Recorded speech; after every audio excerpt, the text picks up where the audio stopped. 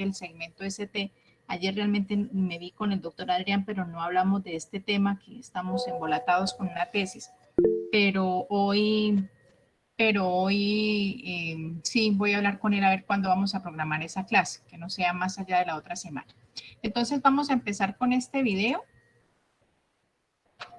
If you're an eye health professional in a low resource country, it can be Ah, difficult to sí, Aún no veo la pantalla. sí, ya les voy a poner compartir la pantalla. Vale, gracias. For more than 10 years, we have been delivering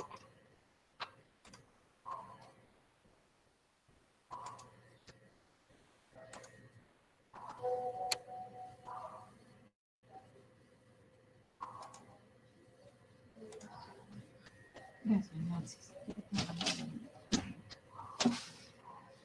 A ver, ¿cuál es? ¿Es esta? Vamos a ver si es esta.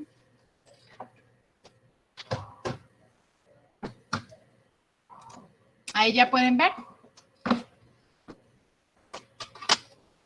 No, profe, no se mira. Hola. No, profe. denominada Sale que está compartiendo pantalla, pero no se ve como tal nada.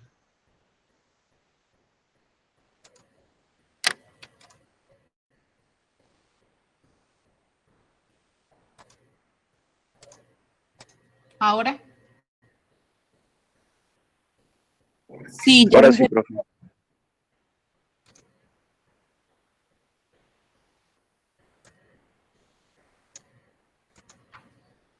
la angioplastía coronaria, también denominada angioplastía coronaria transluminal percutánea o angioplastía con globo, está diseñada para restaurar el flujo de sangre de las arterias coronarias estrechadas u obstruidas por placas ateroscleróticas o coágulos sanguíneos. Cuando usted llega al hospital, coágulos sanguíneos. Aquí ustedes que están viendo el vaso sanguíneo. Sí, y una placa teromatosa, ¿no? Exacto. Este es el endotelio. Y aquí ustedes observan, bueno, realmente este sería el endotelio porque lo que hacen las placas son infiltrar el endotelio. Pero esta podría ser la muscular. Y ven ustedes cómo se infiltra todo el endotelio. Este es el endotelio de los vasos sanguíneos. Aquí es donde encontramos el glucocálix, del cual hablamos en algún momento. Y ven ustedes cómo, cómo crece esta placa hacia el centro, o sea, es intraluminal, hacia la luz, y obstruye el paso de la sangre. ¿Qué pasa? Que como esto está sometido constantemente a una fricción y a un movimiento, y aquí hay una respuesta, se genera una reacción inflamatoria. Esta reacción inflamatoria puede ocasionar la ruptura, como ustedes alcanzan a ver acá, y esa ruptura puede hacer que esta placa a su vez también se rompa. Entonces deja de ser una placa estable para convertirse en una placa inestable por el flujo sanguíneo o ante un cambio súbito en la velocidad del flujo, por ejemplo, un susto, una carrera, algo que haga que el corazón tenga que bombear con mayor rapidez, puede ocasionar el desprendimiento de esta placa y ella va a ir viajando en el torrente circulatorio hasta llegar a un vaso que sea de menor calibre de su tamaño, el cual va a terminar obstruyendo. Cuando usted llega al hospital, se le colocará una vía intravenosa y un monitor cardíaco, y se le administrará un sedante intravenoso u oral para ayudarlo a relajarse. La mayoría de los procedimientos de angioplastía coronaria duran entre 30 minutos y 3 horas. El médico anestesia la piel en la zona de la ingle e inserta una aguja en la arteria femoral. Una vez que se coloca la aguja, se pasa un conductor a través de ella y se lo guía cuidadosamente por el sistema arterial hasta el corazón. La aguja se retirará y se reemplazará por un tubo flexible pequeño denominado vaina, permitiendo el acceso a la arteria femoral. En este momento se le administrará un diluyente de la sangre para reducir el riesgo de formación de coágulos sanguíneos. Luego, ese diluyente de la sangre, aquí ustedes están viendo lo que se hace en un paciente que venía con una angina, es decir, un dolor en el pecho. Se le hizo un cateterismo, que es el que vamos a ver luego, me equivoqué, les puse para el revés. Un cateterismo que es más o menos el mismo procedimiento. A nivel femoral o a nivel radial se va a insertar esta aguja que ustedes están observando y a través de esa aguja, siguiendo el recorrido arterial, porque recuerden que ¿de dónde salen las coronarias? De la aorta. ¿Y qué es la aorta? Una arteria. Entonces esto no es una vía venosa, tiene que ser una vía arterial para que llegue directamente a la aorta buscando los ostium, es decir, los sitios donde nacen las arterias coronarias debajo de las valvas, como lo habíamos visto. Entonces, se va a llevar un catéter hasta ese punto, coronaria derecha, coronaria izquierda, y allí es donde se va a inyectar un medio de contraste. Esto se hace en un departamento que se llama hemodinámica, en un servicio que tiene algo que se llama la fluoroscopia, que son como una especie de rayos X, pero de manera continua, no son los flashes de una radiografía, sino es de manera continua la radiación para estar viendo en tiempo real lo que está ocurriendo. Entonces se inyecta el medio de contraste y el medio de contraste va a permitir dibujar, así como observan ustedes acá, los vasos sanguíneos. Si hay estrechamientos como lo que estamos viendo, lo que veíamos en la primera gráfica, y si es susceptible de angioplastia, o sea, el arte de modificar, de cambiar, angio de vasos sanguíneos. Entonces se hace una angioplastia percutánea, que es la que estamos viendo. El objetivo de esto va a ser distender nuevamente el vaso sanguíneo. La placa no se va a modificar. Ya van a ver lo que vamos a hacer acá, lo que hacen ellos acá. Un catéter flexible y blando se desliza sobre el conductor a través de la vaina y se dirige hacia el corazón. El procedimiento se monitorea utilizando un dispositivo que proyecta imágenes continuas de rayos X llamado fluoroscopio. Es posible que sienta presión mientras el conductor y la vaina se insertan por la ingle y se empujan por la arteria, pero no sentirá ese movimiento dentro de las arterias. En este punto, el médico retirará el conductor guía, posicionará la punta del catéter dentro de la arteria coronaria que se va a tratar e inyectará un tinte especial. Este tinte le permite al fluoroscopio tomar imágenes de rayos X, denominadas angiogramas del interior de las arterias. Las obstrucciones se identificarán claramente a medida que las arterias se llenen de tinte. Cuando se inyecte el tinte, puede sentirse acalorado o con un poco de náuseas. Una vez que se identifica la obstrucción, el médico insertará un conductor guía flexible en la arteria y avanzará un catéter que lleva un pequeño globo en la punta, pasándolo por encima del conductor guía hasta posicionarlo en la zona de la obstrucción. Al inflar y desinflar rápidamente el pequeño globo, se empuja hacia afuera la pared del vaso sanguíneo, restableciendo el flujo de sangre de la arteria. Es posible que sienta dolor en el pecho mientras esto sucede. El mismo procedimiento se repite para cada bloqueo tratado. Luego, el médico retirará el globo desinflado y el catéter de las arterias. A algunos pacientes se les colocará un stent coronario, que es un tubo pequeño de malla metálica diseñado para mantener abierta la arteria una vez que se haya tratado. Se coloca un stent plegado sobre el globo desinflado a medida que se desplaza hacia la posición. Cuando se infla el globo, el stent se expande y queda asegurado en el lugar. Después de retirar el globo y el catéter, el stent permanece como soporte para mantener abierta la arteria de forma permanente. Después del procedimiento, se le aplicará un vendaje de presión sobre la arteria femoral para evitar una hemorragia. Usted deberá permanecer recostado boca arriba por varias horas, durante las cuales será revisado continuamente en busca de cualquier signo de hemorragia o dolor torácico. Es posible que se le dé de alta el mismo día o después de pasar una noche en el hospital. Porque me gusta sentir que lo puedo todo, dura todo el día. Profe, eso es un proceso quirúrgico, o sea, para eso se mete el paciente a quirófano, No, les dije que va a una sala especial que se llama hemodinámica, donde se ve el fluoroscopio, ¿sí? donde está el fluoroscopio. Exactamente, Ok. es una sala especial, es una sala plomada, porque Ok. la cantidad de rayos que se están proyectando pues es altísima, la cantidad de radiación que se genera, no es como cuando vamos a tomarnos una placa que fue un disparo y ya. Eso que ustedes vieron sucede en tiempo real y es una serie de disparos continuos, continuos, continuos, y pues el nivel de radiación es alto y por eso es una sala especial. Pero esa sala generalmente tiene una máquina de anestesia, porque hay procedimientos que se hacen bajo anestesia general. Tiene obviamente el carro de par y las demás cosas que sean necesarias para un evento agudo. Vamos a ver esta, que es las proyecciones en la coronariografía, que también creo que va a ser bien interesante.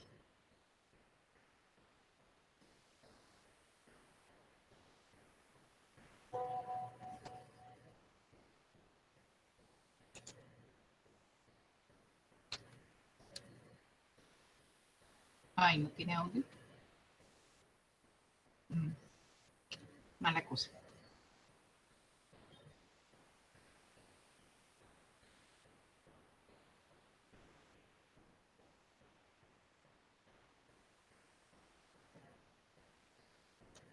Bueno, este no nos sirve porque no tiene audio, pero pues realmente parecía ser chévere.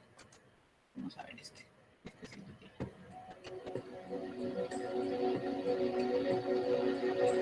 Siempre cuando busquen cositas, busquen cosas que sean como de hospitales serios, que sean de cardiólogos, de pronto no estudiantes que hacen las cositas, sino ya que sean profesionales, pues porque eso ya de alguna manera le genera un poquito de tranquilidad. Buenos días a todos, bienvenidos al videoblog del área del corazón. Yo soy el doctor Carlos Macaya, jefe del Servicio de Cardiología del Hospital Clínico de Madrid, y hoy voy a entrevistar al doctor Antonio Fernández Ortiz, que es el coordinador de hemodinámica y cardiología intervencionista del Hospital Clínico de Madrid y también de los hospitales Severo Ochoa de Leganés y del Príncipe de Asturias de Alcalá de Henares. Antonio, te quiero preguntar realmente qué intervenciones terapéuticas son las más frecuentes que se hacen en estos laboratorios de cardiología intervencionista y cuáles son las intervenciones que más se benefician a los pacientes. Bien, yo diría, si tengo que decir cuáles son las más frecuentes, sin lugar a dudas, las intervenciones en las arterias coronarias.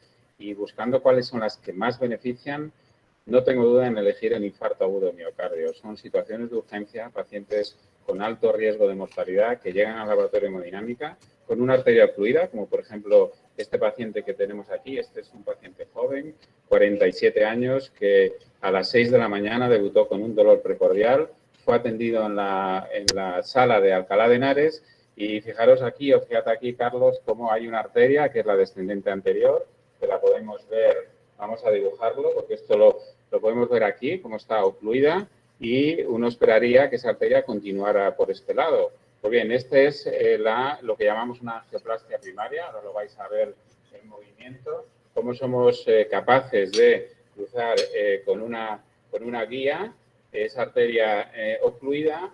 Lo vamos a ver en esta nueva imagen. Fijaos, aquí tenemos ya una guía cruzando por esa zona ocluida y este puntito es un aspirador de trombo y inmediatamente después de sacar contenido trombótico, fijaros cómo aparece esa arteria que yo previamente dibujaba ahí y sobre la que finalmente colocamos un stent. Os lo voy a enseñar aquí. Aquí ya tiene el stent colocado, lo paramos y fijaros, ese es el resultado final de esa arteria que estaba cerrada cuando llegó al laboratorio de hemodinámica. Esto es una angioplastia primaria en el infarto agudo del miocardio. Muy bien, Antonio, quisiera que nos explicaras, que nos dijeras cuáles los procedimientos, ¿no?, terapéuticos, los tratamientos más frecuentes, ¿no?, que realizáis en los laboratorios de hemodinámica y además cuál es la innovación tecnológica también más actual que estáis empleando. Sí, Carlos, mira, la intervención más frecuente en los laboratorios de hemodinámica es la angioplastia coronaria, la reparación de las estrecheces en las arterias coronarias, como por ejemplo esta que vemos aquí. Esta es una coronaria donde se ve, es fácil distinguir una estenosis severa a nivel de esta arteria, que es la descendente anterior. Esto sería una arteria sana. Fijaros como aquí no hay estrecheces y justo a este nivel hay una estenosis importante. ¿Qué es lo que hacemos con ella? Pues lo que hacemos con esa estrechez es colocar un stent, una malla. Hasta ahora colocábamos mallas metálicas en esas arterias y desde hace no mucho tiempo disponemos de mallas que no son metálicas y que se reabsorben al cabo del tiempo, el primer año, 1 año, 2 años, con la ventaja que eso supone para recuperar la normal estructura de esa arteria coronaria. Aquí estamos inflando el balón que lleva puesto ese stent y fíjate el resultado. Te voy a enseñar, Carlos, el resultado después de haber colocado ese stent para que veas cómo efectivamente prácticamente ni se ve la zona donde estaba la estrechez. Fíjate, vamos a ver si soy capaz de pararlo en un momento que se vea bien. Y ahí lo tienes, esa era la zona donde estaba la estrechez a este nivel y fíjate cómo ya perfectamente está la luz recuperada. Muchas gracias, Antonio. Un resultado excelente y utilizando además pues, la última tecnología y que es colocar un muelle que ya no es metálico, es de un polímero y que va a desaparecer en el periodo de 2 o 3 años, ¿no?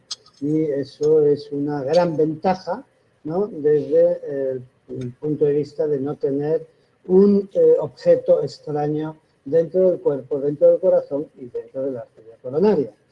Yo me consta que el número de intervenciones que se están haciendo en coronarias es muy alto, estamos hablando del orden de las 1.500 al año, pero, Antonio, yo te quiero preguntar que aparte de las intervenciones que hacéis en las enfermedades de las arterias coronarias, que como todos sabemos son las más frecuentes, las más prevalentes, como enfermedades del corazón, hay otras estructuras como son las válvulas, como son el músculo cardíaco. Se puede intervenir, hay intervenciones terapéuticas para esos problemas valvulares.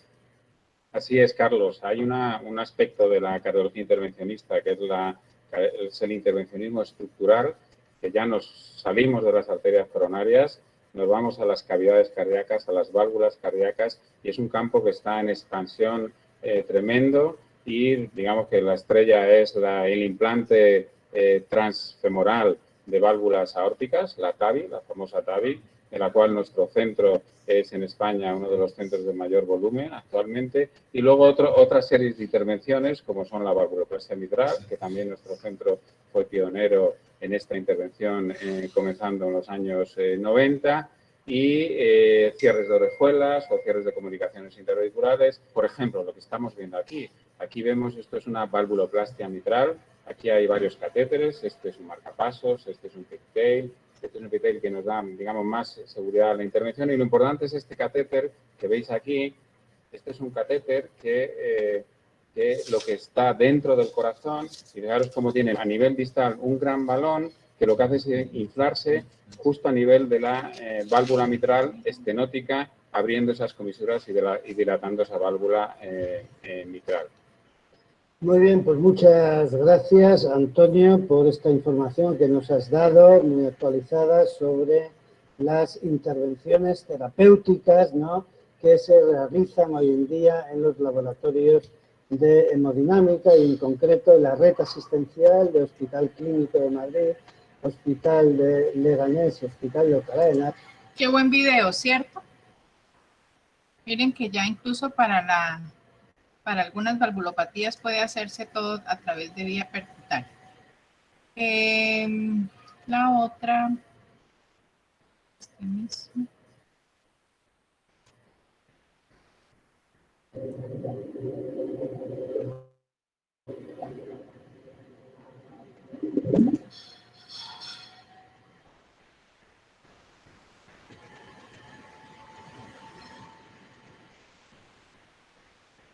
Una angiografía coronaria o cateterismo cardíaco es un examen de rayos X de los vasos y cámaras del corazón que por lo general se realiza para identificar una arteria coronaria obstruida o estrecha que evita que la sangre llegue al músculo del corazón. El estudio también se puede utilizar para medir el tamaño y la función de las cámaras del corazón y la función de las válvulas del corazón. Las válvulas cardíacas, estas que ustedes están viendo aquí, estas son las semilunares, y esta tiene que ser tricúspide y mitral. Las cuerdas tendinosas, y más abajo se encontrarán los músculos papilares.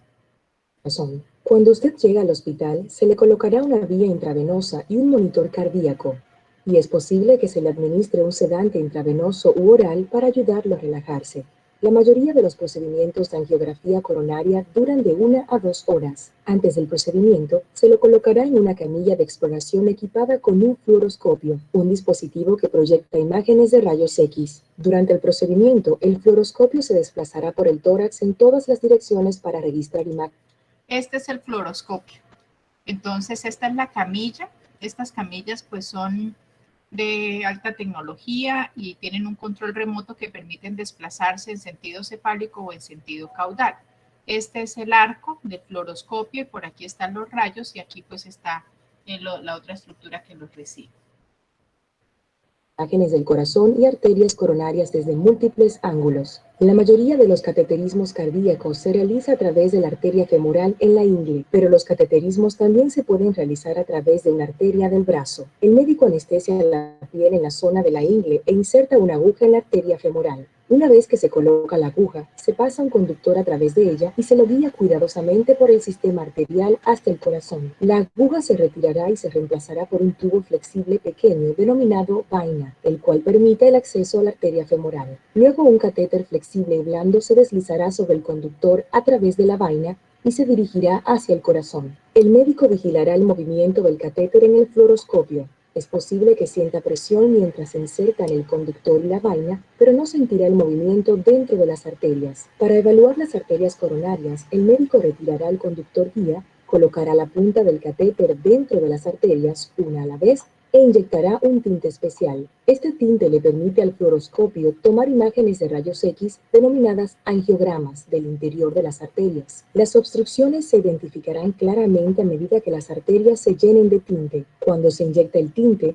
puede sentirse acalorado o con un poco de náuseas. Después de haber registrado suficientes imágenes de las arterias coronarias y sus afluentes, el catéter se retirará por la ingle. Se debe aplicar presión sobre la arteria femoral para evitar una hemorragia. Luego se lo llevará a la sala de recuperación, donde se lo observará durante 30 a 60 minutos. Pasado ese lapso, se le pedirá que se recueste boca arriba durante varias horas con un vendaje de presión sobre la ingle. Es posible que se le dé de alta el mismo día o después de pasar una noche en el hospital. Bueno, ¿cómo les pareció ese video? Hola, Profe, señor. una pregunta. Es que usted mencionó al principio que a esos pacientes se les suministraban anticoagulantes. Esos anticoagulantes se les suministran por si hay una lesión vascular cuando en dado caso se desprenda el látero. No, señores. Como lo que se está haciendo, como pueden ustedes imaginar, es totalmente invasivo. Entonces, a pesar de que todos los insumos que se utilizan, incluyendo el stent, son hechos con características biocompatibles, por eso se pueden dejar implantados, porque de otra manera eso genera una reacción inmunológica, la adherencia de plaquetas de glóbulos rojos y puede predisponer a la formación de trombo. Entonces, como se está manipulando la vía y a pesar de que estas estructuras son biocompatibles, pues el riesgo de que se pueda llegar a formar trombitos está presente, entonces por eso se administra una dosis de heparina al inicio de los procedimientos para tratar de alterar un poquito el estado de la coagulación hacia que la sangre sea un poquitico más suave, más ligera, más fluida, ¿sí? Para precisamente pues minimizar el riesgo de que se vayan a formar coagulitos y terminemos con una complicación adicional. La dosis que se coloca por peso. El riesgo, como ustedes veían ahí, es que en el sitio donde se hizo la punción, como es arterial, pues que se forme un hematoma o que se termine rompiendo o ampliando el sitio de la punción y pues que se forme un sangrado, se genere un sangrado importante que pueda comprometer la hemodinamia del paciente. Entonces, por eso se les pide, y también pues porque se les puso esa dosis de heparina, poner un vendaje compresivo. De hecho, uno espera como 20 minutos después de que se retira la guía y la enfermera o la persona encargada está ahí como 10, 15 minutos comprimiendo con un apósito en el sitio de la punción, pues esperando a que se haga algo de hemostasia y luego se pone un vendaje compresivo. Esa es la razón. Igual, señora. En el caso del stent coronario, ¿esa mallita que se le pone a la arteria no habría que cambiarla cada determinado tiempo o eso siempre va a quedar ahí? No, esos que nosotros estábamos viendo, el paciente puede fallecer con ellos. Pero fíjense ustedes lo interesante de ese video que nos estaba diciendo que hay algunos que son absorbibles, o sea que más o menos al cabo de 2 años esa estructura terminó siendo absorbida, así como las suturas, como hay algunas suturas que se cosen dentro del interior del cuerpo y que no hay necesidad de retirarlas porque ellas se absorben con el tiempo. Entonces esa parte me pareció súper interesante. Hay 2 tipos de stent, unos stent que son solamente la mallita metálica y hay otros que son liberadores de medicamentos. Eso pues va a hacer que se generen medicamentos de manera continua, permanente al torrente sanguíneo, pues para favorecer la vasodilatación de los vasos sanguíneos. Pero en términos generales, eso no, pues que yo sepa, eso no se retira. Pero igual podemos hacer la consulta, pero el objetivo es dejarlo ahí, precisamente porque eso se va a se va a adherir al vaso sanguíneo y va a terminar haciendo parte de la estructura. Entonces retirarlo claramente no va a ser posible. Pero sí llamó mucho la atención eso de que ahora los de nueva generación pues tengan esas características.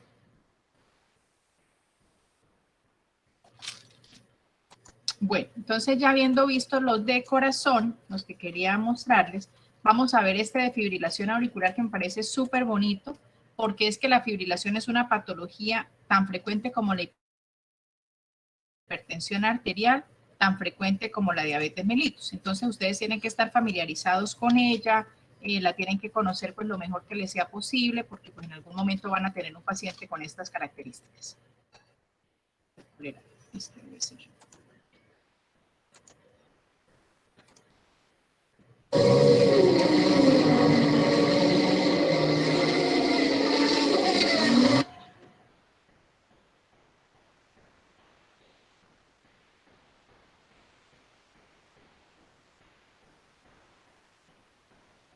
La fibrilación auricular es un tipo de arritmia, la cual implica una anormalidad en el ritmo o en la fuerza de los latidos del corazón.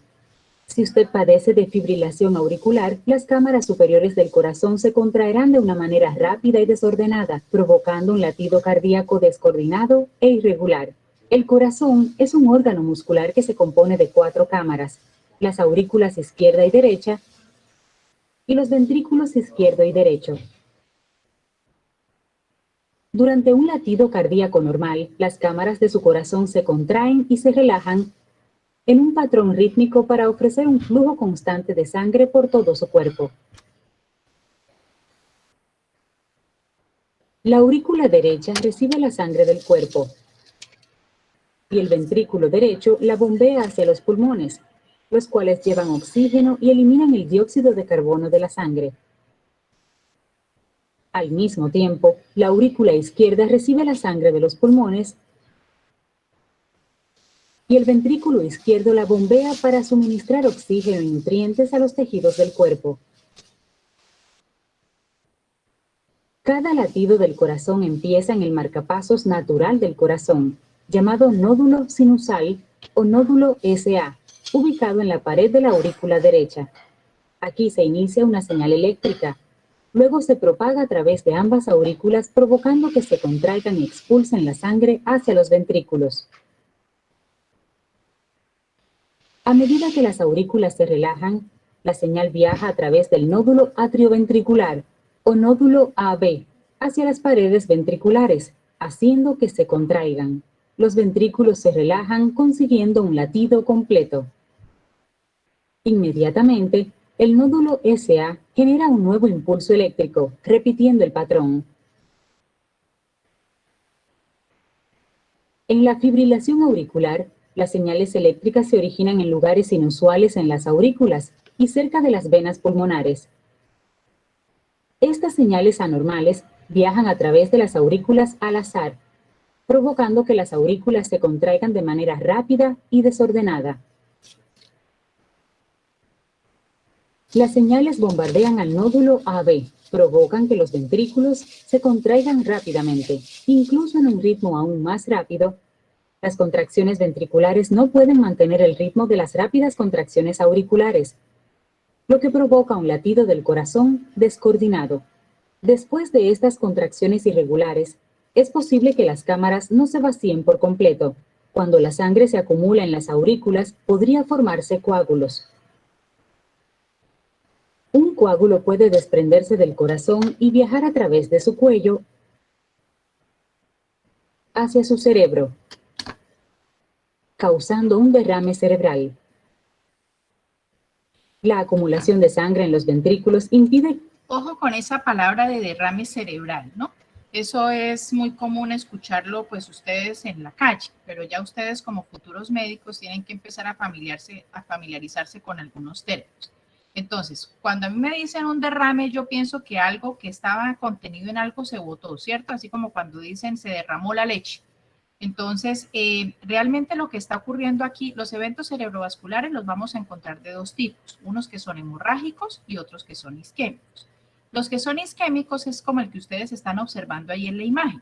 Entonces, lo que realmente ocurre es que uno de esos trombos se desprende viaja a través del torrente circulatorio, llega a un vaso que tiene un calibre menor que él y por eso termina obstruyéndolo. Entonces esa zona va a quedar desprovista de sangre, va a quedar desprovista de oxígeno, es decir, va a ser una zona que se va a infartar. ¿Listo? Entonces ese es un accidente cerebrovascular tipo isquémico. Cuando nosotros hablamos del hemorrágico es cuando se produce la ruptura del vaso sanguíneo. Esto generalmente puede deberse a traumas craneanos, ¿sí? O sea, hay un traumatismo craneoencefálico severo, se pudieron romper algunos vasos, pero generalmente esto puede estar ocasionado es por la ruptura de algo que se llama aneurisma. Los aneurismas cerebrales o los aneurismas de cualquier tipo van a ser una saculación de una de las capas o de algunas de las capas del vaso sanguíneo. Entonces, al quedar más débil, ¿cierto? Porque va a quedar como con una especie de doble luz. Una luz por donde va a seguir circulando la sangre de manera normal, pero hay otra saculación, otra vía alterna dentro de esa misma estructura. Ya buscamos una imagen para que se orienten. Entonces, esa zona puede quedar más débil, va a quedar desprovista de todas las capas del vaso sanguíneo y ante alguna situación que genere estrés, por ejemplo, o ante un proceso infeccioso, esa parte puede romperse y al romperse sí se va a derramar la sangre. Entonces, va a salir de ese vaso sanguíneo y la sangre, como ya ustedes verán, es una estructura química, eso es un tejido y como tal, su comportamiento es fisiológico dentro de los vasos sanguíneos. Por fuera, su comportamiento es químico. Entonces va a generar una reacción inflamatoria mucho mayor y eso va a ocasionar entonces, primero, al romperse esta estructura, pues una zona se quedó sin flujo. Segundo, esas neuronas o ese tejido cerebral que va a estar en contacto con esa sangre va a lesionarse por estar en contacto con una sustancia química y eso va a ocasionar un daño o un déficit dependiendo de dónde esté. Que el oxígeno y los nutrientes lleguen a los tejidos. Dime. Es que hay veces que los aneurismas se detectan antes de que se rompan. En ese caso, ¿qué se hace? O sea, para evitar que exista una ruptura del aneurisma. Eso es una bendición cuando pueden ser detectados antes de que eso se rompa.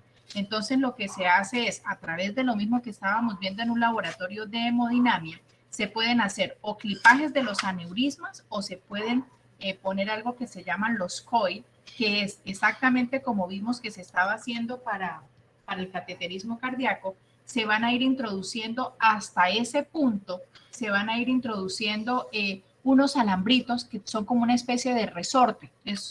Son muy simpáticos ellos. No sé si tengo algunas fotografías para compartirles.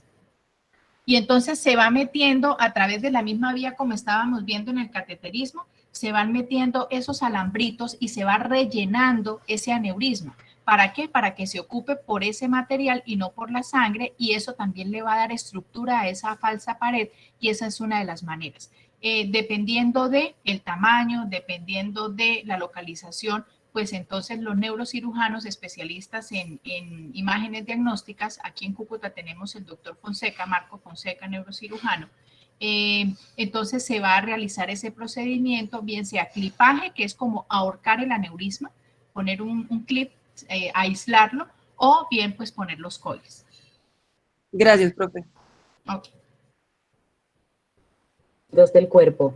Si constantemente su corazón no puede bombardear la sangre suficiente para satisfacer las necesidades de su cuerpo, entonces usted puede desarrollar una insuficiencia cardíaca.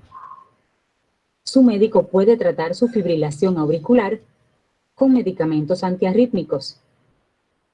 Los medicamentos antiarrítmicos controlan las señales eléctricas enviadas a sus aurículas que ayudan a que su corazón lata a un ritmo regular. Después del tratamiento, es posible que su corazón todavía lata muy rápido. En este caso, su médico podría darle medicamentos beta bloqueadores para que su frecuencia cardíaca disminuya y sea normal. Además, el médico puede recomendar procedimientos que restauren el ritmo y la frecuencia normal del corazón, tales como la cardioversión, la ablación o colocación de marcapasos. En la cardioversión eléctrica, su médico administrará una descarga a su corazón a fin de iniciar un ritmo cardíaco normal. Durante la ablación, el cirujano utilizará energía de radiofrecuencia para destruir el tejido cardíaco que genera las señales eléctricas anormales. En la colocación de marcapasos, el cirujano implantará un pequeño dispositivo debajo de la piel cerca de su corazón para regular su ritmo cardíaco.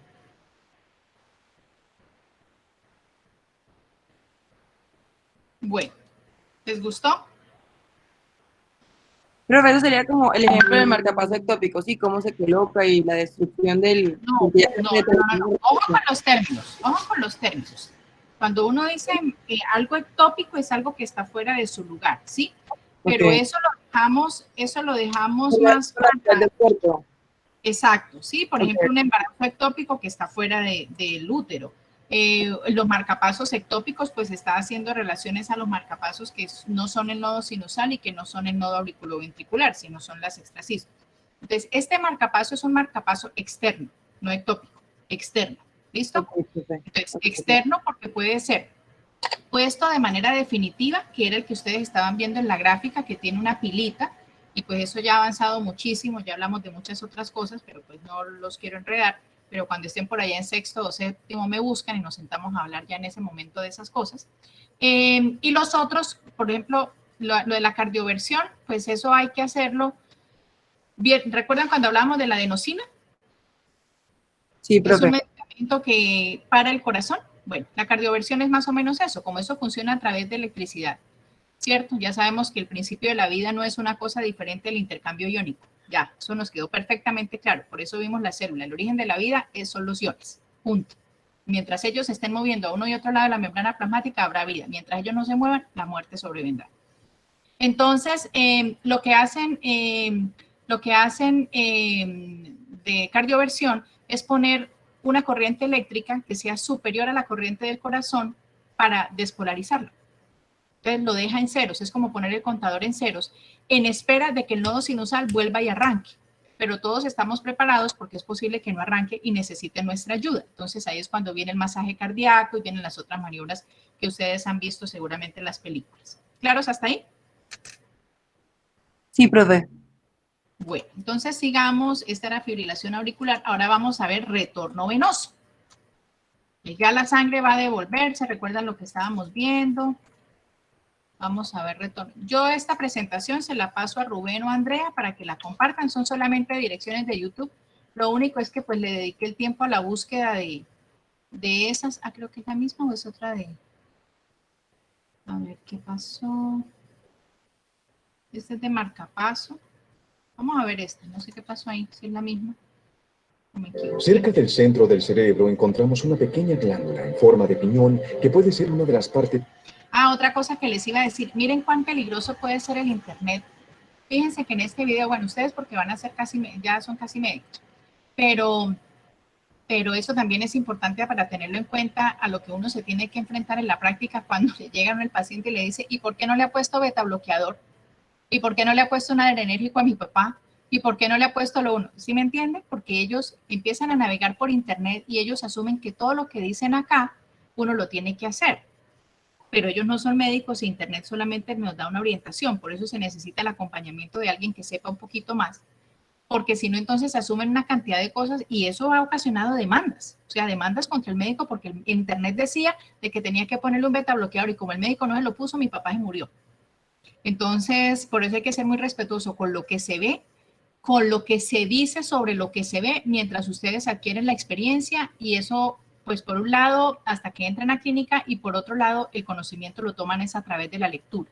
O sea, lo único que nos separa a través, en este momento, a ustedes y a mí, además de la pantalla, de esta virtualidad, son los años que yo llevo leyendo, pero llegará un momento en que ustedes superarán a sus maestros, porque esto es de estudiar. Yo siempre les he dicho, ser médico no requiere personas brillantes, claro que las hay, por supuesto, pero ser médico lo que necesita es ser disciplinado, ser un muy buen lector, muy respetuoso y muy responsable con lo que se hace y con lo que se dice. Entonces, si ustedes se ponen juiciosos así, a estudiar, juiciosos, seguramente van a aprender muchísimas cosas y una cosa en medicina siempre nos lleva a la otra. Vamos a ver qué video es este, porque no sé por qué está ahí. Desordenada, provocando un latido cardíaco descoordinado e irregular. El corazón es un órgano muscular que se compone de 4 cámaras, las aurículas izquierda y derecha y los ventrículos izquierdo y derecho. La dirección es otra. Control C. Durante un latido cardíaco normal, las cámaras de su corazón se contraen y se relajan. Ahora sí, porque no había copiado la dirección. Ahora sí. Profesor Vélez, otra vez bienvenido.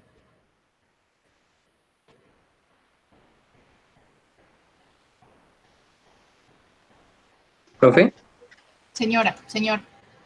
Profe, es que a mí me quedó una duda en uno de los videos que habíamos visto al principio. Es que en uno de esos videos había un bloqueo de la arteria interventricular anterior, Un bloqueo no. una obstrucción. Lo que se bloquea es el eje eléctrico. ¿Listo? Eso es lo que Listo. se bloquea. Aquí lo que hay es una obstrucción. Bueno, profe, entonces, como la obstrucción, sí, estaba en la parte proximal de la arteria, yo supongo que las ramas septales quedaba hacia, sí, las ramas septales que van hacia el septum no irrigaban normalmente, por lo que yo supongo, me gustaría que usted me corrigiera, que eso se podría ver en el intervalo PR, ya que allí se irriga el haz de His, y pues podría retrasar ese proceso de conducción hacia los ventrículos. No sé si esa analogía se podría hacer en este caso. Claro, doctor, claro que sí, ustedes están todo en lo cierto. Por eso el electrocardiograma es el estándar de oro para poder ver. Pero uno tiene que aprender, y Adrián se los dijo, esto requiere de muchísimo tiempo. Pero si ustedes son juiciosos y hacen su corazón y hacen su coronaria derecha y su coronaria izquierda, y esta rama irriga esta cara del corazón y esta rama irriga la otra cara del corazón, y si esta cara está siendo reflejada en el electro de esta manera, entonces si yo no tengo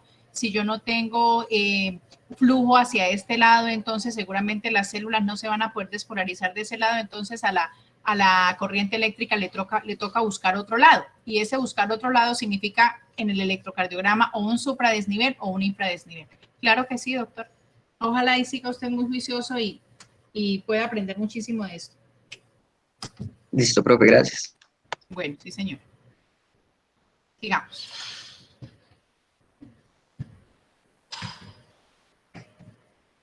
Vamos a ver lo que se denomina curvas de retorno venoso y gasto cardíaco. El retorno venoso y el gasto cardíaco son dos fenómenos vistos desde dos puntos de vista. Todo lo que sale inyectando del corazón izquierdo, del corazón derecho, hacia sus respectivas arterias, aorta y pulmonar, se llama gasto cardíaco, que es el volumen inyectado en un minuto. Mejor expresado por metro cuadrado de superficie corporal, llamado índice cardíaco. Pero además de ello, yo puedo tener que ver que una vez hecho el intercambio a nivel de los capilares, el retorno de la sangre venosa al corazón respectivo tiene que ser igual a la sangre que salió. Por lo tanto, el retorno venoso en una persona normal y gasto cardíaco tiene que ser cuantitativamente iguales, aunque esto sea visto como el regresar de la sangre a las cavidades de donde salió, y esta es la salida, que llamamos gasto cardíaco. Este regreso, mientras no sea la pulmonar, todo va al corazón derecho, proveniente de cada superior e inferior, y va a oxigenar la sangre del pulmón para retornar al izquierdo, con un retorno venoso hacia el ventrículo izquierdo y un gasto cardíaco el ventrículo izquierdo volviendo por la aorta representada hacia todas las partes del cuerpo. Entonces, las curvas representativas de ellos se han visto así: la clásica curva de gasto cardíaco en una persona sana. Aquí hay un índice de precarga que vimos que era muy variado. En este caso vemos para el corazón derecho un índice de precarga que es la presión auricular derecha, es muy fácil de cateterizar, le queda más fácil a uno que leer la precarga izquierda. Y aquí vemos en el eje de las ordenadas un indicativo de desempeño cardíaco, que es la curva clásica, ¿no es cierto?, que tenemos ahí, de desempeño cardíaco. Esta es una curva de Starling. Esta es una curva que nos indica el grado de funcionamiento de acuerdo a la precarga que tiene en un corazón sano, que es dependiente de la precarga, que ya habíamos visto. Distinto a un corazón cuando está enfermo, de falla cardíaca, que es dependiente de la poscarga y no de la precarga. Y aquí tenemos dos visualizaciones de un corazón hiperefectivo, o que me hace que la curva sea desplazada una pendiente mayor hacia la derecha o una por acción hiperactivo que logra una disminución en el volumen de eyección. También puedo decir que después de inyectar una presión intrapleural aumentada, correcto, que hace una compresión más sobre las cavidades y una presión intrapleural reducida que hará una disminución en la compresión que tienen las cavidades, que es lo que vemos. Pero básicamente es una curva de Starling, que es representativa de una curva que nosotros llamamos gasto cardíaco. Entonces, clásicamente explica eso y allí vemos lo que hablamos de antes. Si no hay un cambio en la precarga, el aumentar el gasto cardíaco, si un cambio en la precarga, pues llamaríamos eso inotropismo. Bueno, esto en cambio es una curva de retorno venoso. Esta curva de retorno venoso está graficada de la siguiente manera. En las ordenadas estamos teniendo en cuenta el retorno venoso, que es un volumen de sangre que regresa al corazón en un minuto. Es una curva de retorno venoso derecho. Otra vez por la misma razón, más fácil que tuviera el corazón derecho. Y aquí tenemos una precarga, en este caso el derecho, medida por la presión auricular derecha. Ya sabemos que eso pues no debe ser representativo, pero vemos muy claramente que entre ciertos límites aumentar la presión auricular derecha va disminuyendo el retorno venoso y a la vez disminuye la presión auricular derecha, va aumentando el retorno venoso hasta un punto que ya no aumenta más. En una zona de transición que está entre 0, más o menos menos 3, menos 4 milímetros de mercurio, que es muy explicable por esto. El tórax, tengo aurícula derecha, ventrículo derecho, y esto está aquí los pulmones. Correcto. Entonces, esto es intratorácico y la presión que rodea esto es la presión intrapleural. Claro, la presión intrapleural más o menos se considera entre los 4 milímetros de mercurio y entre uno vaya disminuyendo más la presión aquí en la aurícula derecha, correcto, pues tenemos que el retorno venoso es la presión venosa periférica menos presión en la aurícula derecha sobre la resistencia venosa. En este caso, y esto sin tener en cuenta el contribuyente arteriolar, que también nos puede favorecer el retorno venoso si hay una vasodilatación arteriolar. En ese orden de ideas, que disminuye la presión en la aurícula derecha, pues aumenta el retorno venoso. Pero llega un momento dado en que si esta presión cae por debajo de menos 4 milímetros de mercurio, estas cavas, cuando entran penetrando el tórax, llegan a un momento dado que la compresión es tal que prácticamente están como una pesita, equipadas así, solo por acá va fluir sangre. Por eso este plató, que ya no da más, no es que el retorno no caiga a 0, sino que ya no aumenta más cuando la vena está comprimida en este sitio de entrada acá. Por eso la curva de retorno venoso no es eterna y depende en último término de las presiones que esté manejando intratorácica con respecto a la presión atmosférica, que es la que le marca el punto de entrada a nivel de las cavas en el tórax, del retorno venoso que nosotros estamos buscando. Llamamos presión sistémica de llenado.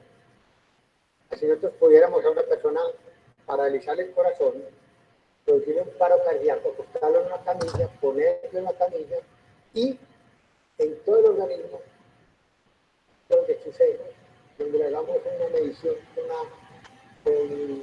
de medidor de presión, en cualquier parte del cuerpo, la presión que yo mida ahí, lo que llama presión sistémica, de llenado, porque depende no de la fuerza de que controla el corazón porque está en paro, sino depende de lo cuán llenado vacío se esté. La presión sistémica de llenado obviamente me la va a afectar, por ejemplo, que haya una transfusión de sangre. Pues, yo con una persona de transfusión de sangre, que es un paro cardíaco, la puesto, en medio de la presión hay un volumen aumentado y una presión aumentada, lo contrario hay una hemorragia. Pero la presión sistémica llenado también se puede alterar porque yo puedo tener volumen normal, me producen un paro, pero en el momento que produce el paro me producen, mis pasos están en vasoconstricción pues mi capacidad de los vasos es menor y la cantidad de sangre está más apretada en un sistema vascular menos capacitante, por lo tanto la presión sistémica de llenado va a aumentar en una vasoconstricción en general, de ejecución. Entonces las arteriolas no van a incluir casi ahí en el sentido que van a estipar las arteriolas, va a aumentar la presión arterial media, correcto, pero no es representativo de todo el circuito de llenado, porque en ese momento el corazón está en paro y simplemente estipar una nevera bien grande con un poquitito arteriolas, mire que la presión de esto no se altera. También 2/3 de parte de todo esto representa las venas. Cuando yo tengo un venoconstricción y produce un paro cardíaco, esta presión aumenta. Cuando yo hago una vasoconstricción arteriolar, que es un diminuto porcentaje de todo lo que hay de la circulación de sangre ahí, pues estiparé las arteriolas ahí y no pasará nada más, porque la presión en el resto del organismo se va a igualar y simplemente va a tener prácticamente el mismo valor que antes. Por eso una curva del retorno venoso no se va a afectar en su pendiente cuando tenga una alteración en la resistencia arteriolar, más bien la resistencia venosa. La clave es tener en cuenta que la gran mayoría del volumen de la sangre está en las venas y producir un paro cardíaco en un animalito con venoconstricción es disminuir la capacidad de ese sistema venoso que cobija 2/3 partes de la sangre y va a aumentar su presión venosa, y en este caso la sistémica de llenado, que es la representación promedio de lo que tiene el animal. Y en cambio, cuando hay una simple vasoconstricción arteriolar, verdaderamente comprimiendo menos del 10% de la sangre, porque no es representativo de la gran mayoría del volumen de sangre que está distribuido en las venas. Entonces, en ese caso, el paciente le produce el paro cardíaco y con las arteriolas comprimidas, no hay nada que hacer, por ahí habrá menos volumen de sangre, habrá distribuido en todo el resto del organismo la misma presión prácticamente que la que había antes, porque esos dos partos no están siendo vasoconstriñidas ni vasodilatadas más que lo normal. Por lo tanto, una alteración en la resistencia arteriolar no va a afectar esto. Por lo tanto, miremos cómo se desvían las curvas de retorno venoso.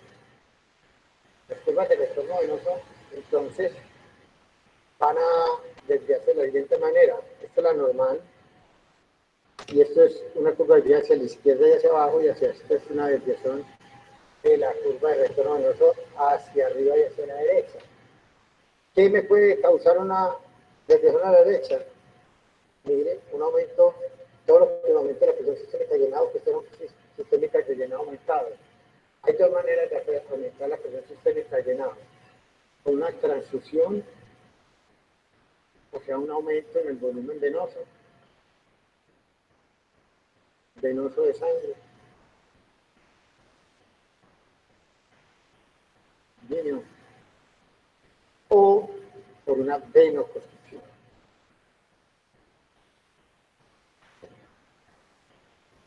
Todo lo contrario para una presión sistémica de llenado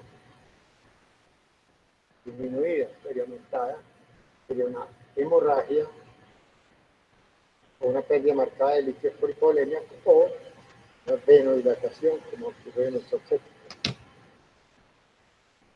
Ahí tenemos la desviación de las curvas. Si yo voy a ver ahora qué efecto tiene un cambio, es un cambio correcto en el retorno venoso secundario a una alteración de la presión sistémica de llenado. Ahora, una vasoconstricción arteriolar hace que la presión sistémica de llenado siga igual, correcto, pero como estoy estrechando más el luz de la arteriola, que es el que le va a dar paso a la sangre venosa, pues se va a dificultar el paso porque hay una mayor resistencia. Pero simplemente es como decir acá, que aquí tengo un gran reservorio que pasa por acá bien chiquito, está más comprimido en usual, aquí sigue el lado arterial, aquí se comunica con el lado venoso. Si yo comprimo más esto, pues la dificultad de pasar por acá y retornar a estas venas es más difícil. pero no quiere decir que esto, por estipar esto acá, la presión como un todo se vaya a afectar, porque esto es una minoría de todo esto. Por lo tanto, la presión sistémica de llenado sigue siendo la misma, todas salen de la misma presión sistémica de llenado, pero sí se va a alterar la retorno. Entre más vasodilate la arteriola, y ahora esto, más fácilmente pasa esto. Mayor retorno venoso oral. Miren acá, resistencia menos que lo normal, mitad de lo normal, mucho menos que la mitad de lo normal, y todo en curvas que nacen con la misma presión sistémica de llenado, pero con distintos retornos venosos. Y miremos, acá aumenta la resistencia un poquito, 2 veces, 3, más de lo normal, y vemos que cada vez el retorno venoso se va haciendo más dificultoso. Entonces, las curvas de retorno venoso tienen que hacerse una clara diferenciación, cambiar esto acá, con la misma presión de llenado, hacer esto, cambiar la resistencia arteriolar, cambiar acá, toda la curva, y acá, con las presiones sistémicas de llenado, es un cambio debido a, no a la arteriola, sino a la presión sistémica de llenado. Y ahí tienes un montón de posibles alteraciones. Por una con una resistencia normal, mira aquí una desviación que dio, por aumentó la presión sistémica de llenado, que normalmente es 7, pasó a 10, y al mismo tiempo aquí puedo disminuir la resistencia. Y verá que aquí tenemos una resistencia medio de lo normal. En esta tenemos acá la presión sistémica de llenado de 10%, aquí tenemos la presión sistémica de llenado de 3, y desde la curva hacia arriba, entonces va a subir arterialmente un poquitico. Entonces hay manera de combinar las dos cosas, no solo cambiar la presión sistémica acá, sino cambiar su grado de inclinación alterando la resistencia periférica. Eso es importante. Entonces miren acá, por ejemplo, si esto fuera simplemente un aumento de la presión sistémica de llenado, pues se llama así, sería paralelo a esta. Pero miren que acá, fuera que la desvíe para acá, en vez de venir acá, así, disparó para acá. Aquí hay dos cosas. Hay un efecto de transición, por ejemplo, que aumentó la presión sistémica de llenado, y hay otro efecto que nos está diciendo ahí, que es una disminución de la resistencia vascular periférica, que le estaría aumentando la pendiente de esa curva de retorno venoso, que es lo importante para que uno lo tenga en cuenta.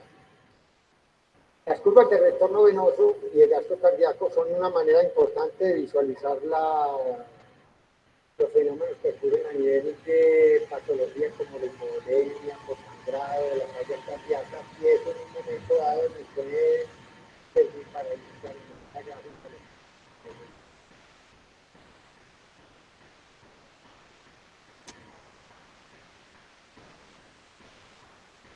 Bueno, esa era una explicación sencilla pero interesante acerca de cómo retorna la sangre al corazón.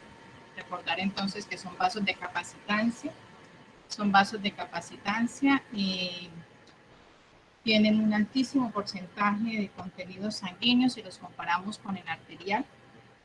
Y en determinadas circunstancias, como por ejemplo infección o falla cardíaca, pues la intención va a estar enfocada a derivar ese flujo sanguíneo hacia el corazón para garantizar el gasto cardíaco.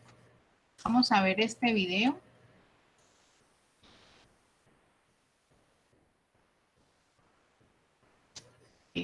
Vamos a ver solamente dos más, que son los determinantes del gasto cardíaco 1 y 2.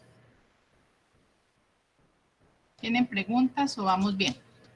Estos son videos de repaso de lo que ustedes ya habían visto, de lo que ya habíamos leído.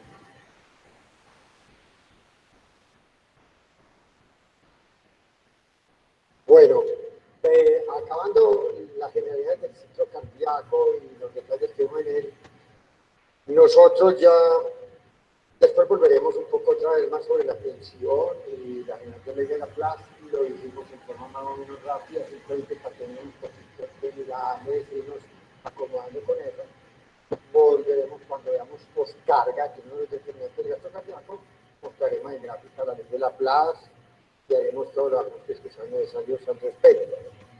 Por ahora, entonces, nosotros comenzamos con el primer determinante del gasto cardíaco. Y el primer determinante del gasto cardíaco para nosotros lo vamos a tomar como la frecuencia cardíaca.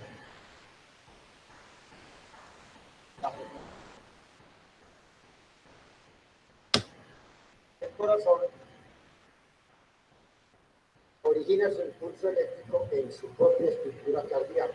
Tiene un tejido especial de marcapasos, especial que excita eléctricamente, que es capaz de originar sus propios potenciales de acción y una vez generados se transmiten de una célula a otra simplemente porque las uniones que hay de una célula y otra son adecuadas para permitir un rápido traspaso de un impulso a otro, por eso la frecuencia entre una y otra célula vecina. Por lo tanto, en cuanto nos referimos al marcapaso cardíaco, a diferencia del pulmonar, uno a nivel del corazón da la misma orden de contraerse mecánicamente, pero primero la orden se da en forma eléctrica. La señal eléctrica que se llama potenciales de acción. Y en potenciales de acción de los que hay en el corazón hay dos tipos. Uno que va a ser, que vamos a ver así, que es lento, se llama así visiblemente, el efecto dominante de este caso, la tasa de potasio, y este rápido que afecta un estado de aquí principalmente, el calcio aquí principalmente, la predominante de la potasio acá, el denominador común, tipo de potencial de calcio. Ese calcio entraña por las fibras rápidas del músculo auricular o del músculo ventricular, lo que nos hace nosotros denominar que es un marcapaso eléctrico con capacidad después de este calcio de llevar a cabo la contracción mecánica. Volvemos a insistir que primero es la actividad eléctrica cardíaca antes que ocurra la actividad mecánica. No puede haber actividad mecánica sin actividad eléctrica cardíaca. Ahora, el nodo sinusal, nodo sinoauricular, el la auricular derecha, uno preguntaría cuál es su frecuencia inherente o propia de él, que se dispare en un minuto. Depende si este nodo sinusal tiene como terminación nerviosa del simpático o le coloca terminación nerviosa del parasimpático, tiene una frecuencia de disparo, que es la que nosotros normalmente llamamos a una persona que no es entrenada, sino normal, la llamamos de 60 a 100 por minuto. Le llamamos la frecuencia de disparo normal o frecuencia normal de disparo. Pero si le cortara esto, con nervios, el nodo sinusal de todas maneras capaz de disparar por sí solo, porque él no depende para disparar del simpático y del parasimpático, él es autónomo. Lo que pasa es que el simpático y el parasimpático simplemente le ofrecen una manera irregular, no es regular, porque no debe disparar más, le descargo el simpático que el parasimpático. O si lo quiero poner a disparar menos, porque hago un estímulo vagal, que parte del parasimpático. Entonces, en ese caso, la frecuencia de ya. Haya uno simpático, haya uno parasimpático, de todas maneras, no es la actividad de disparar. Pero ese disparo no sinusal, sí, esto es con autónomo presente. En el caso que el autónomo es la suma de simpático parasimpático, no sinoauricular. Se dispara más de 100 veces. Por minuto, sería una frecuencia un poco más alta que esta, de 80 a 120, si fuera sin autónomo. Porque verdaderamente, cuando nosotros conectamos el autónomo acá, conectamos el simpático con el simpático, conectamos con el hepático, nosotros vemos que esta frecuencia baja, lo que nos da a entender que el efecto fisiológico normal es que uno tenga una dominancia del parasimpático por el simpático, es decir, uno tiene un tono predominante vagal, en el sentido que gana normalmente el parasimpático sobre el simpático en cuanto a su capacidad de disparo. Bueno, nosotros también tenemos que ver claro, pero si nos dan a medida que se va envejeciendo la persona, tenemos que usar ahora responder a las categorías que nos ayudan a la nueva vida. Con lo de es lo mismo. menos uno va viendo que la frecuencia de disparo máxima que puede hacer un nodo sinusal va disminuyendo con la edad. Entonces, por eso es que la gente habla de que cuánto la frecuencia de la frecuencia cardíaca máxima. Y por eso se calcula la frecuencia cardíaca máxima como 320 es una constante de una persona de 20 años tiene la frecuencia cardíaca máxima de 120. Esa es la frecuencia cardíaca máxima de 100. Esa es la máxima capacidad de disparo. Después veremos nosotros que la capacidad de disparo va a ser importante en el sentido de que cada vez que llegue uno hasta la frecuencia de esta máxima, uno podrá exactamente la frecuencia cardíaca con relativamente buenos niveles de inflexión. Pero cuando ya se pase la frecuencia de esta máxima para uno va viendo que ha tenido problemas, que no es también ya se va a volver contradictorio de lo que nosotros vamos a verdaderamente a vislumbrar. La edad, entonces, por lo tanto, influye la capacidad de lograr una frecuencia cardíaca máxima. Entonces, nosotros podemos decir simplemente esto, que el único factor determinante de la frecuencia cardíaca máxima es verdaderamente la edad. El entrenamiento físico no va a tener efectos sobre la frecuencia cardíaca máxima, entonces mucho, entonces muy poco. Si usted tiene 20 años, lo que va a predominar ahí es la edad. Eso por ese lado. Lo otro es que, ¿qué hace el entrenamiento físico de beneficio sobre la frecuencia cardíaca disparo basal? Ya visto que el entrenamiento aeróbico durante 8 días semanas a un 60, a un 80% de la frecuencia cardíaca máxima. Una persona de la máxima de 200 en un 100% que puede lograr la intención de la 60 80 de frecuencia programándola para que no se pase de ahí. Pero la gente programa esos aparatos para trotar, para hacer ciclismo, lo que sea, ¿sabes? Cuando se está acelerando mucho la frecuencia cardíaca y que voy a tener un efecto de pronto mayor que con el ya vamos a ver ahora por qué. Bueno, el hecho es que en el entrenamiento físico el tono vagal o el predominio vagal se acentúa. Tiene un tono vagal acentuado. Un tono vagal acentuado quiere decir en el caso que nosotros vamos a ver que la gente entrenada al parecer producto de niveles de acción del tipo parece liberar mayor promueve la mayor liberación de antihistamínicas terminales nerviosas del parasimpático. Y eso promueve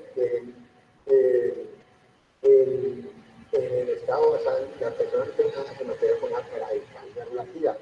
Por eso nosotros decimos que los entrenados tienen un pulso realmente muy bajo. ¿Cuál es el efecto en sí de la frecuencia cardíaca sobre producto de niveles de acción tipo parece liberar mayor promueve la mayor liberación de serotonina terminales nerviosas del parasimpático y eso promueve el estado basal de la persona entrenada se mantiene con una radicalia relativa. Por eso nosotros decimos que los entrenados tienen un pulso generalmente muy bajo. ¿Cuál es el efecto en sí de la frecuencia cardíaca sobre el gasto cardíaco? Usted tiene que el gasto cardíaco es el volumen que llegue en un ciclo por el número de ciclos de la frecuencia cardíaca, el número de ciclos. Entonces, el gasto cardíaco es igual. Vamos a decir que el volumen de presión, si permanece constante, mire que si yo aumento la frecuencia cardíaca, se va a aumentar. Eso aumenta el gasto cardíaco.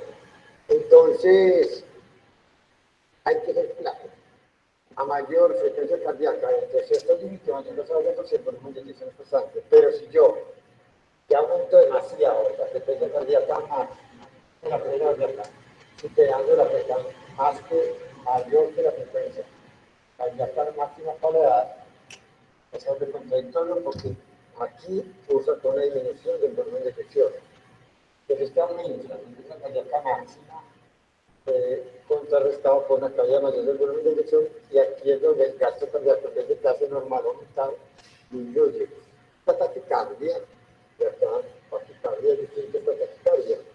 Esta es menos acentuada que esta, pero esta le da un gasto cardíaco mayor y eso es beneficioso durante el ejercicio, durante cualquier estrés. Esta taquicardia poco beneficiosa porque me da una gasto cardíaco disminuido que me da una perfusión cerebral inadecuada, me puede dar una hipotimia, y por eso los casos que le dicen a uno que la abuela de uno o familiar de uno que le dicen taquicardia ventricular o una taquicardia muy grande que empezó a llegarles como desmayarse o a tener sentir o se desmayó de hipotimia, pues 8.5. Entonces la frecuencia cardíaca tiene un efecto dual sobre el gasto cardíaco, en definitiva, aumentos leves, moderados de la frecuencia cardíaca, mayor frecuencia cardíaca, mayor gasto cardíaco porque el volumen se gastrifica. Pero a mayor frecuencia cardíaca más alta, el gasto cardíaco disminuye. Y disminuye porque el volumen de inyección disminuye. A pesar de que está aumentando la frecuencia cardíaca, ¿cuál es la explicación de eso? Es que nosotros teníamos pendiente. Nosotros habíamos dicho que el periodo más largo de la diástole era el periodo de inyección y el llenado lento. Llamábamos diástasis. En este periodo, nosotros decimos que era contradictorio demorarme un 5%, llenar un 5% en un periodo más largo de todo, el más largo de todo de la diástole. Yo diría, ¿para qué hago eso? Precisamente es una reserva que tiene uno. Ella puede hacer una taquicardia el periodo que primero se aplica el de la diástasis, hasta que llega a la frecuencia cardíaca máxima. Cuando ella está agostada, el 5% de ese llenado, que uno puede complementar con una contracción auricular más activa o con un llenado rápido más activo, no hay problema si me estoy agotando en ese periodo de la diástasis. Pero si ya se acaba la diástasis, porque la frecuencia cardíaca es muy grande, pues ya lo que es, tengo que sacrificar el llenado de contracción activa hasta el último periodo de la diástasis o el periodo de llenado rápido. Ahí es cuando empieza a ocurrir esto. Entonces, cuando una taquicardia ya se vuelve ilógica en el sentido de que para uno no le está beneficiando porque le está dando uno problemas de perfusión cerebral, quiere decir que ese aumento de la frecuencia cardíaca ya me está sacrificando el volumen de elección porque me está sacrificando el periodo ya no solo de llenado lento ventricular, sino que se está sacrificando ahí el periodo, ese llenado rápido del periodo de contracción auricular. Ese periodo, por esa es la razón de que dure tanto y contribuye muy poco al llenado ventricular como tal. Ahora, es claro que el entrenamiento tiene sus efectos beneficiosos. Bueno, eso es una cuestión. Vamos a ver qué pasa, por ejemplo, entre una persona normal que no entrena, una persona normal, vamos a colocar aquí un entrenador para ver una diferencia. Vamos a suponer, por ejemplo, que la persona normal tiene 100 de frecuencia cardíaca por minuto, tiene un volumen de inyección de 50 por lo tanto, su gasto cardíaco es igual a 100, a 50, igual, 5.000 minutos. Vamos a coger una persona entrenada que, por el contrario, vamos a ponerlo totalmente al revés, que sea una persona muy bien entrenada, que tenga una frecuencia cardíaca de 50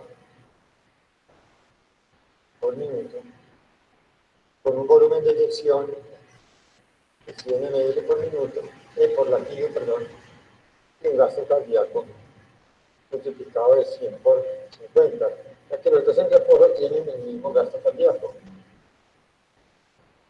en reposo. Pero las dos personas van a ser de 20 años, por ejemplo, 20 años y 20 años. Lo que hay aquí para llamar la atención es que este máximo puede llegar a 200. Su máximo puede llegar a 200 latidos por minuto.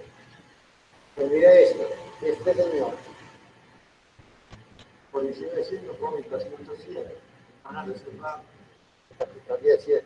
No olvide este, que tiene un órgano que tiene de base un corazón hipertrófico, creció la pared en forma excéntrica, que es lo típico de la hipertrofia del atleta entrenado para aguante, pues, para resistencia, distintos de potencia. Este muchacho o esta persona tiene una reserva para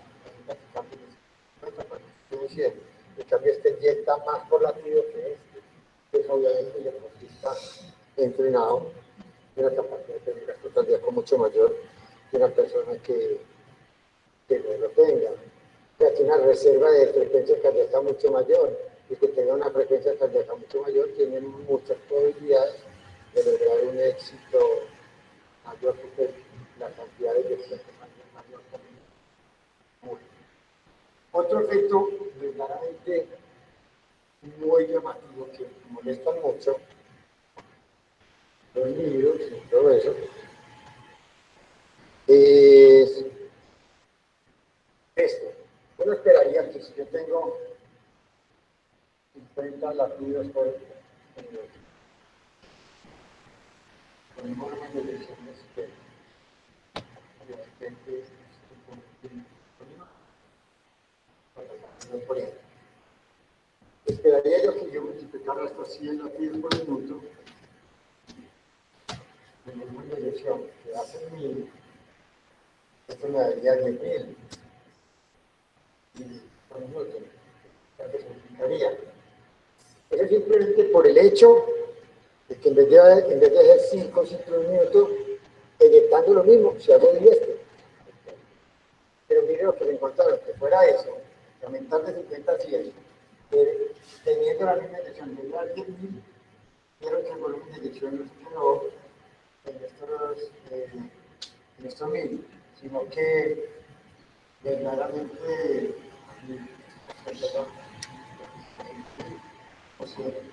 los 50%, imagínense entonces que estos pacientes hagan un esfuerzo marcado para intentar duplicar su gasto cardíaco. Bueno, entonces dicen 50, duplica 100, con el mismo volumen de eyección, estoy diciendo, la frecuencia cardíaca se duplicó 2 veces. Aquí era una vez lo normal, y 2 veces que esto es constante con respecto a eso. Y esperaría que toda persona que hiciera eso, pues simplemente aumentara el gasto cardíaco en todo. Cuando uno ve esto, verdaderamente de que cuando esto lo duplica del 90%, esto no llega a 10.000, por ejemplo, 10.000 por miligramo, 100. No mucho más, pero si hay algo más que la mera duplicación de la frecuencia cardíaca, porque aquí el volumen de eyección aumentó más que 100. Entonces, la diferencia que no lleva a que no le interesante, sino algo más que esos 100. Pero no vamos a creer que la gran mayoría de haber pasado de 5.000 mililitros por minuto a 10.000 mililitros por minuto, con un aumento de la frecuencia cardíaca, el principal efecto fue ese, sino el principal efecto es haber duplicado el número de ciclos cardíacos. Pero además de eso, el número de ciclos cardíacos también aumenta la capacidad contractil del corazón, que era el que estamos llamando ese ritmo. Es capaz de inyectar más sangre con el mismo número de ciclos que tenía. En este caso, si ya tengo 100, de un momento dado empiezo a inyectar más, que por el solo hecho de aumentar la frecuencia, hay un efecto de pronto de que el calcio hizo causar algún efecto mayor en la proteína C para entrar un gasto cardíaco mayor. Ese efecto de inyectar un poco más de sangre fuera del efecto mismo de la frecuencia cardíaca o efecto isotópico positivo de la frecuencia cardíaca, se llama efecto Bowles positivo, staircase, que es escalera, efecto de escalera, que más frecuencia va aumentando el gasto cardíaco, o lo llaman también en alemán. Estos efectos indican lo mismo. Efecto 3P en escalera o un dispositivo. Es simplemente un efecto inotrópico positivo, es decir, aumentar mi capacidad de contracción mayor por un efecto aumentar la frecuencia cardíaca. ¿Cómo puedo explicar eso? En parte se puede explicar en muy buena razón por esto. A medida que yo voy haciendo taquicardias, estoy entrando sodio a la célula, sacando potasio, haciendo potenciales de acción. Es que resulta, la bomba de sodio potasio tarde o temprano tiene que volver esto a lo normal, sacar este exceso de sodio de acá y meter un potasio acá. Esto es el ATP. Pero si el número de despolarizaciones por la frecuencia cardíaca es muy rápida, esta entrada y esta salida es muy rápida y se queda en efecto iniciando la bomba de sodio potasio TPasa. Que la bomba de sodio se ve retrasada, hay un retraso en el funcionamiento de la bomba sodio potasio TPasa. ¿Y qué pasa? Que se va aumentando el sodio intracelular. El sodio intracelular aumentado hace que el intercambiador sodio-calcio. Normalmente lo que hace es subir el sodio de afuera hacia adentro porque es mayor el sodio afuera que adentro y sacar calcio en contra de su gradiente porque menor es calcio afuera. Este transporte en contra de su gradiente y este favor de su gradiente es una forma de transporte activo secundario llamado intercambiador.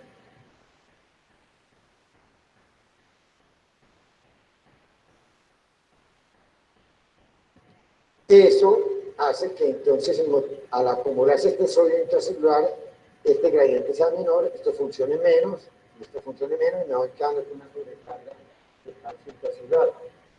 Y la sobrecarga de calcio intracelular, ¿por qué es importante? Porque el calcio aumentado intracelularmente va a ir a pegarse a la troponina C, y la troponina C con calcio va a ir a la troponicina, la mueve de su sitio donde se encuentra cercano a la actina, y permite que la actina y la miosina hagan una contracción más fuerte. Entonces eso es importante para que nosotros lo tengamos en cuenta.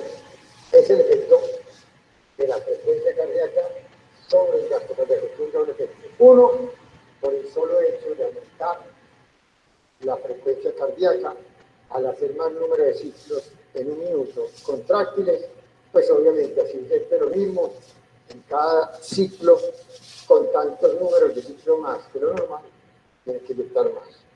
Y el otro efecto es que independiente de eso, a medida que yo voy aumentando la frecuencia cardíaca, aumenta todavía que cada aumento de la frecuencia cardíaca que es capaz de inyectar ya por ciclo más que cuando tengo una frecuencia cardíaca menor. Es un efecto inotrópico positivo, se llama Bowles positivo, se llama Stern-Keyes.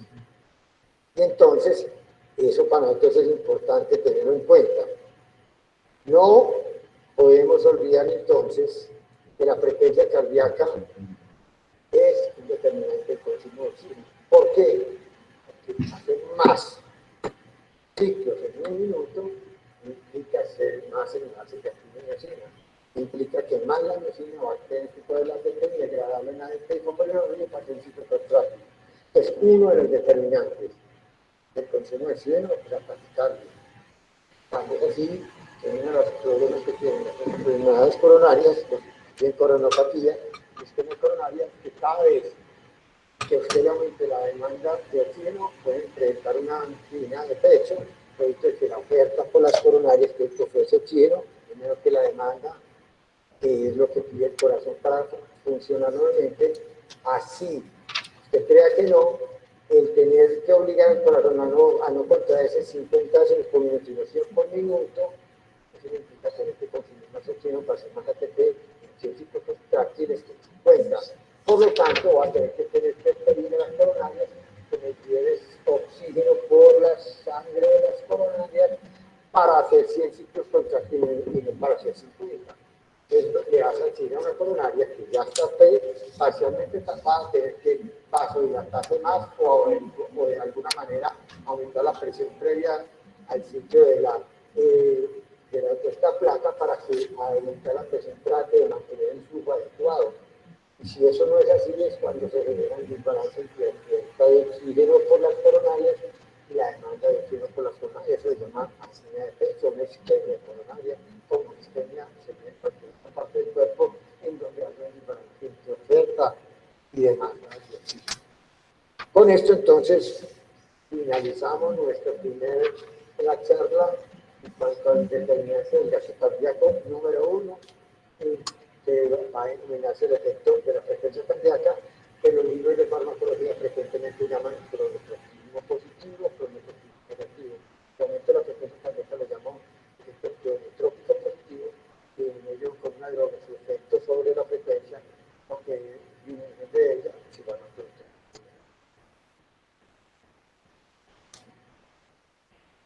Bueno, cuéntenme cómo les pareció ese video.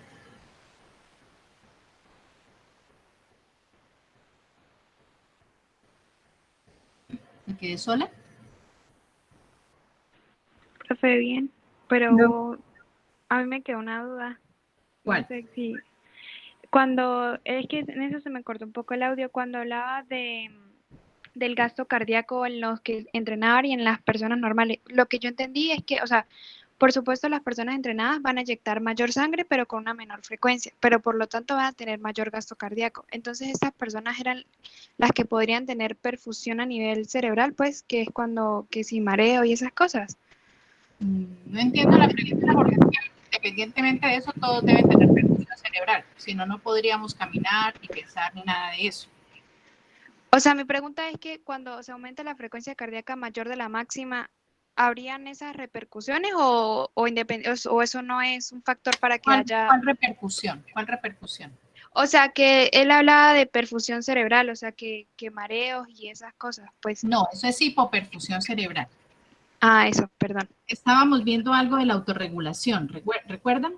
Algo mencionamos de la autorregulación y que cada órgano tiene su proceso de autorregulación. Quiere decir de que hay un rango de tensión arterial o de presión arterial que permite garantizar un flujo de sangre constante.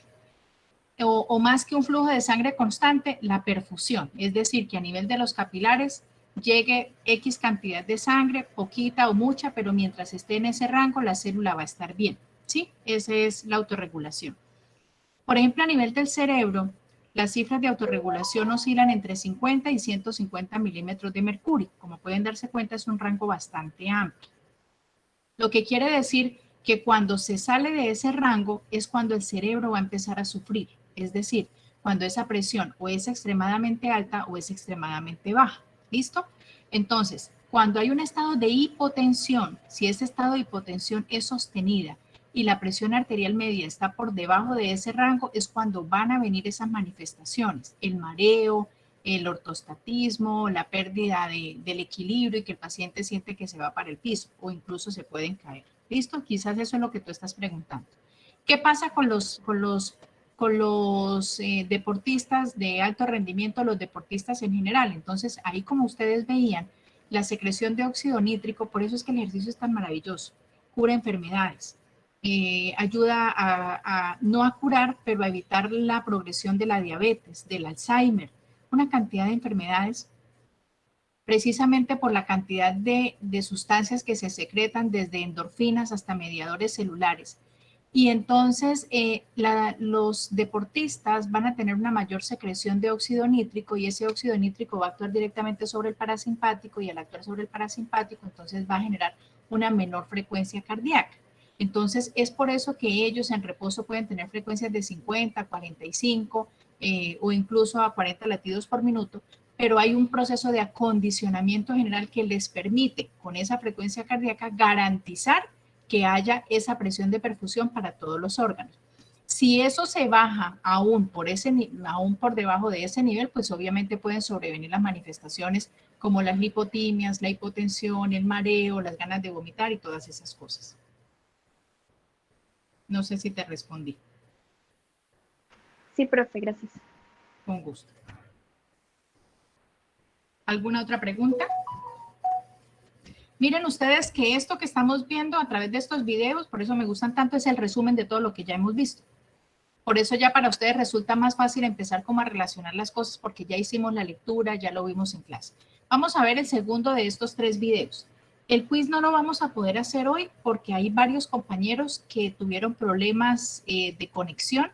En alguna región del país está lloviendo mucho y no han podido conectarse. Entonces, para no crear dificultades pues con esos quizzes, entonces he decidido dejarlo para mañana en la mañana.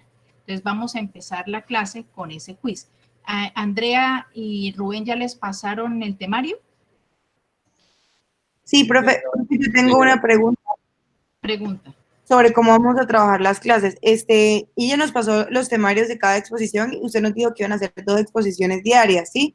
Nosotros hemos leído el tema porque vamos a hacer quizzes de cada exposición o continuamente vamos a ir haciendo, pero no cada exposición. ¿Quién habla, Antonella? Sí. Tú sí te preocupas por los quizzes, ¿ah? Es que, profe, yo tampoco sabía cuántos quizzes eran ayer. Estaba perdida. Sí, sí me di cuenta.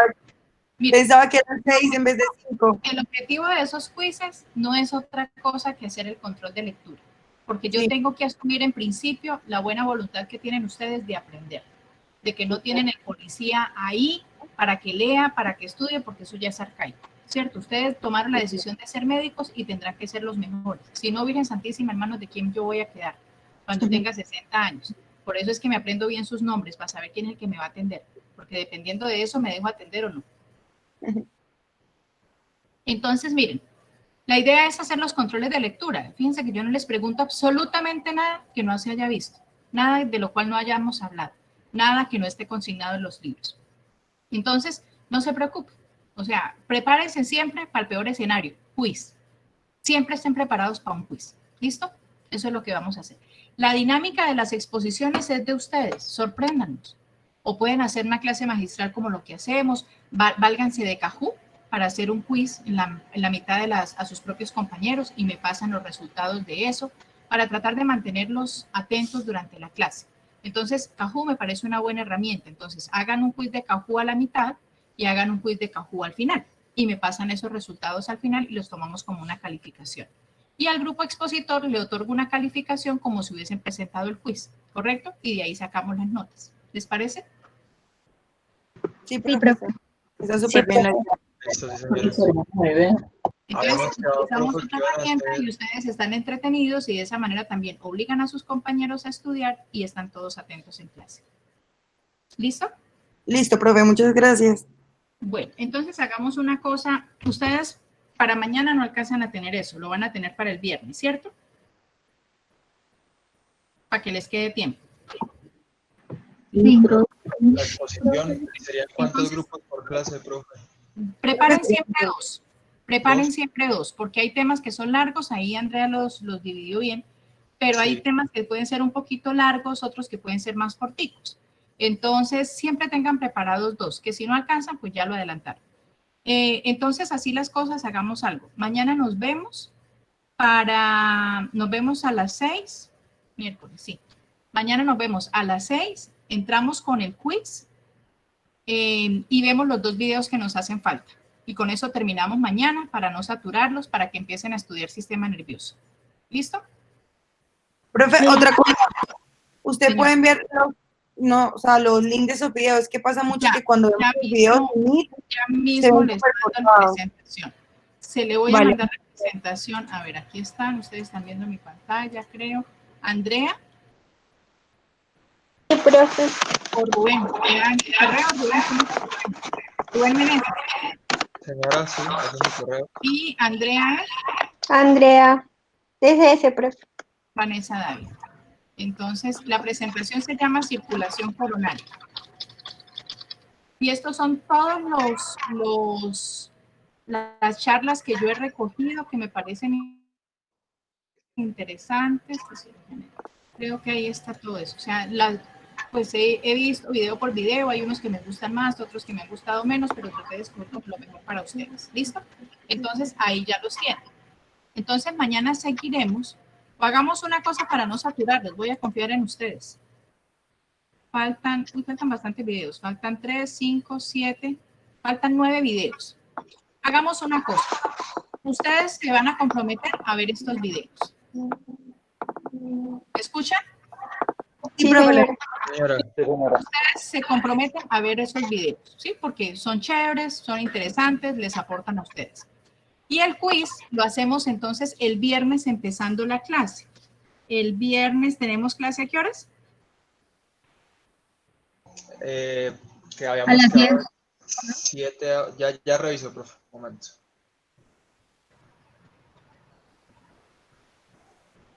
El viernes como tal, profe, nosotros no tenemos cuadrada hora porque en primer corte la habíamos dejado como horario para hacer los casos integradores. Ah, sí, señor. ¿Me recuerda? ¿Este Entonces, viernes tienen tiempo en la tarde? no sé, de mi parte sí, no sé los compañeros, ya que Profe, están... creo que tenemos una clase que va de 4, si no me equivoco, de 4 a 6 y luego tenemos clase a las 7. Entonces, la tarde la tendríamos ocupada. Yo creo que sería por ahí a las 2 de la tarde o 1:30. Eso. Profe, Entonces, veámonos a la 1:30. bueno. Veámonos a la 1:30 para que alcancen a almorzar. Almorzamos todos, nos vemos a la 1:30 y empezamos con sistema nervioso. Empiezo con el quiz. 15 minutos, 20 minutos para el quiz, de esto de cardio, de esto de hemodinamia, de presión, de Laplace, de Poiseuille, de número de Reynolds, de esas cositas que tenemos pendiente. Faltan arritmias, pero pues estoy esperando a hablar con Adrián para poderlo cuadrar. Y arrancamos entonces con sistema nervioso.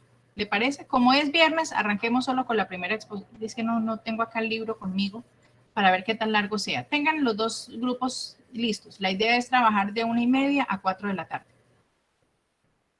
Profe, ¿y mañana en la mañana entonces sí habría clase o es para ver los videos? Les dejo el tiempo para que vean los videos, para que no estén saturados en la comodidad de su casa, tomando tinto, ven uno, repasan, ven otro, repasan, háganlo con el libro en la mano. Profe, otra duda, qué pena. La unidad de circulación prácticamente serían los últimos capítulos de la unidad de circulación que trata más del corazón, ¿cierto? Porque los primeros son más que todo y sensibilidad y habla mucho desde los vasos. A ver, espérate un segundito. Espérate que se cortó la conversación. ¿Aló?